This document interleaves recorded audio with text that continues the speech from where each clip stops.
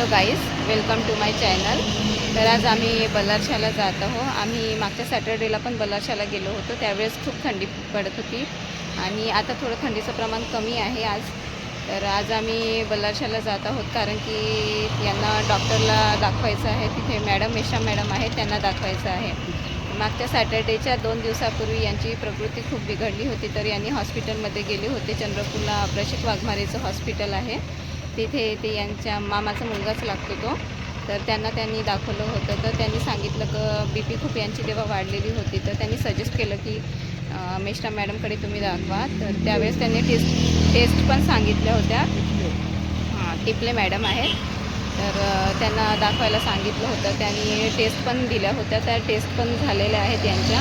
आम्ही टेस्ट घेऊनच ते मॅडमकडे गेलो होतो आणि मागच्या सॅटर्डेला त्यांना दाखवलं होतं. तर त्यांनी खूप सविस्तर अशी माहिती दिली आणि त्यांनी पुन्हा खूप क्लिअरपणे सांगितलं की यांना काय काय प्रॉब्लेम आहे, कुठला प्रॉब्लेम आहे, यांची बी पी कशी वाढत आहे ते पण सांगितलं त्यांनी.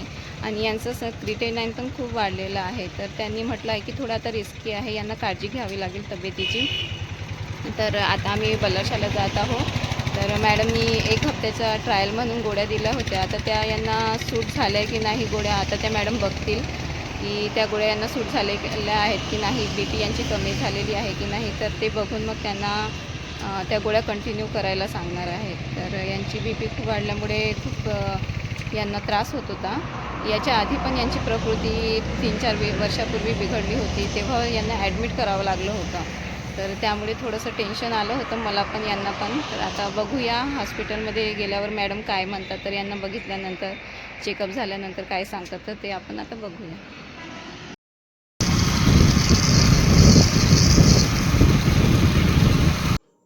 आम्ही आता हॉस्पिटलला पोहोचलेलो आहोत. तर जास्त रश नसल्यामुळे लगेच आमचा नंबर लागलेला आहे. मॅडम आता ते बी पी चेक करत आहेत.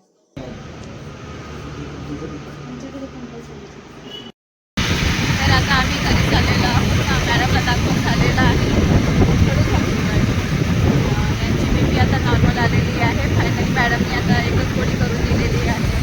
तर तीच गोळी आता कंटिन्यू करायची आहे. आता मला खूप बरं वाटत आहे, माझं खूप टेन्शन आलेलं होतं.